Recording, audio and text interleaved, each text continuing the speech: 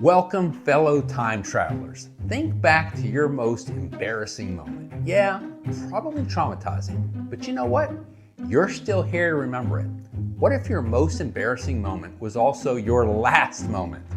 Today on Waffle Ladders, we're diving into the annals of history to uncover the top 10 most facepalm-worthy demises of historical figures. Trust me, after this, your most embarrassing moment will feel like a stroke of genius. Well, let's climb the ladder. Number 10, Draco the Lawgiver. Too much love can kill you.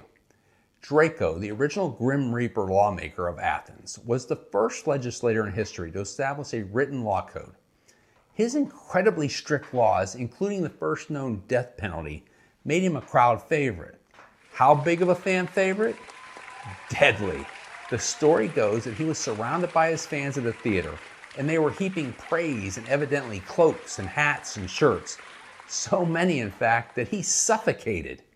Talk about killed with kindness. That's quite the way to check out, wouldn't you say? Aeschylus. Number 9, death by turtle bomb. Yes, a turtle bomb.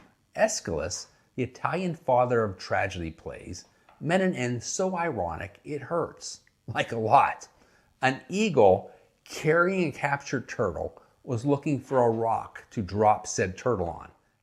A technique they use to break open the shell so they can have a little turtle pate. Well, as luck would have it, this particular eagle evidently had bad eyesight. Mistaking Aeschylus's bald head for a rock, he dropped the turtle right on his dome.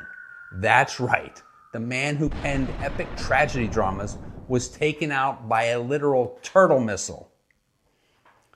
Number 8, King Adolf Frederick of Sweden. Heading over to Sweden, we have King Adolf Frederick, who died at the ripe old age of 20 in 1771, where he went out in a sort of kamikaze dive into the Golden Corral buffet. He didn't just have a sweet tooth, he had a death wish. After devouring a meal that could have fed a village, he thought capping it off with 14 servings of a Swedish Danish called simla would be a great idea. 14 simlas after a feast? I mean, what could go wrong? Well, a lot actually, because he died. He literally ate himself to death. Is something you do not want to see on your obituary. I would have stopped at 10, but hey, that's just me.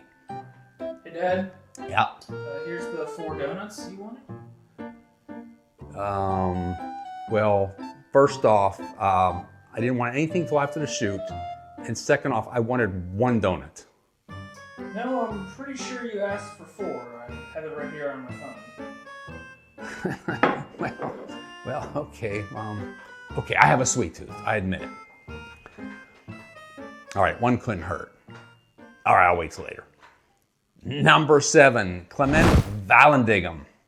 Accidental self-proof of a legal defense. Meet Ohio lawyer, anti-war protester, and congressman Clement Vallandigham, a brilliant councilman who became an accidental martyr for his own defense strategy.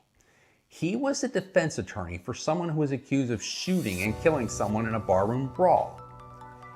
He came up with a defense strategy theory that the shooting victim might have accidentally shot himself, a theory he was demonstrating for fellow lawyers, and you guessed it, he shot himself.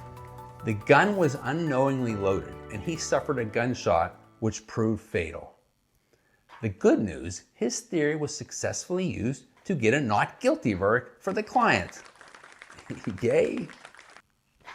Number 6, King Charles II of Navarre. King Charles II, you see, was in very bad health, disease-riddled in fact, and unable to use his limbs. What to do? Yes, call in the doctors, who were at best butchers. Medieval medicine, a time when healing often involved a splash of brandy, a leech, or cutting to let the demon out. King Charles, who was barely able to function, was wrapped in a brandy-soaked cloth as a cure, only to be accidentally set ablaze. Note to self, flammable liquids, open flames, don't mix. The good news is that he supposedly had fire insurance. Silver lining. Number 5, Sigurd the Mighty, death by decapitated enemy. Sigurd the Mighty, a Viking warrior, undefeated in battle, but defeated by a dead man's grin. How's that, you say? Well, after beheading his foe, a chap named Maelbrigta, he strapped the head to his horse and proceeded to ride back to camp to display his trophy. It is believed that a protruding tooth from the lifeless head cut him on the leg. Yikes, wouldn't want to be that guy's dentist. He, being a manly Viking, didn't tend to his wound, which became infected from the saliva, leading to a slow, painful death. Talk about a posthumous payback. Old Mael didn't even wait to be buried before he came back to haunt him. Number 4, Franz Reichelt. You've seen those fancy flying suits employed to base jump off mountains? Well, Franz Reichelt, the father of this sport, dubbed the Flying Tailor, developed the first parachute for use if a plane lost power. A great idea, right? Now for the bad idea. After working to develop and assemble it, he sought permission from Paris officials to test it on the Eiffel Tower.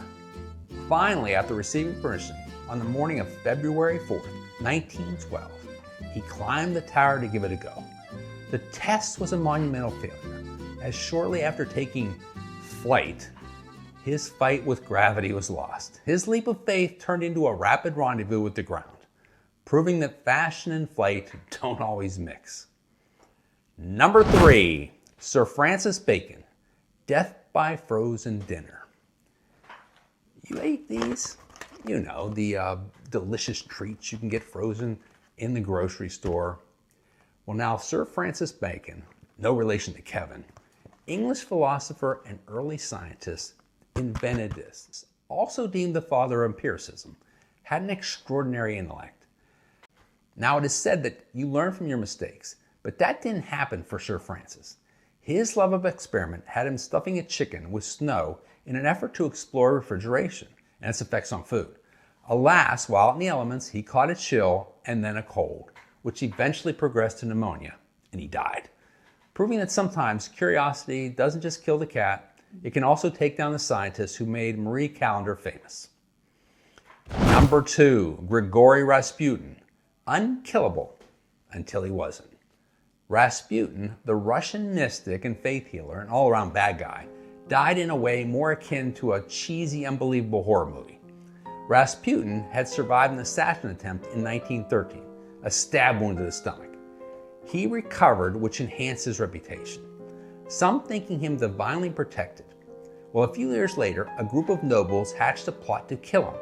He was given cyanide in food, which did nothing, and then they poisoned the wine, which also had no effect.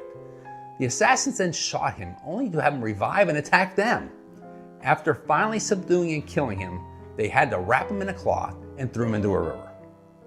I guess when someone is nicknamed unkillable, even their unmoving, unresponsive body isn't evidence enough. And finally, number 1, Qin Shi Huang, the irony of seeking immortality. Qin Shi Huang, China's first emperor, evidently king wasn't good enough, died in a most unfortunate manner. He had previously survived not 1, not 2, but 3 assassination attempts. On one of his tours of China, he became sick. He supposedly was seeking immortality and had been ingesting an elixir which contained mercury. You know, liquid metal, stuff they find in thermometers. Shockingly, poisoning oneself isn't the key to eternal life. Who knew? His quest for immortality led him straight to the afterlife. But he does have the most amazing mausoleum in the world, so I guess there's that.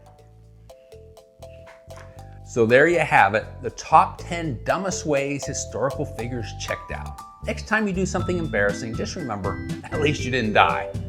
Did we miss anything? Anyone? Comment below, and if we earned it, please like and subscribe. And as always, keep climbing.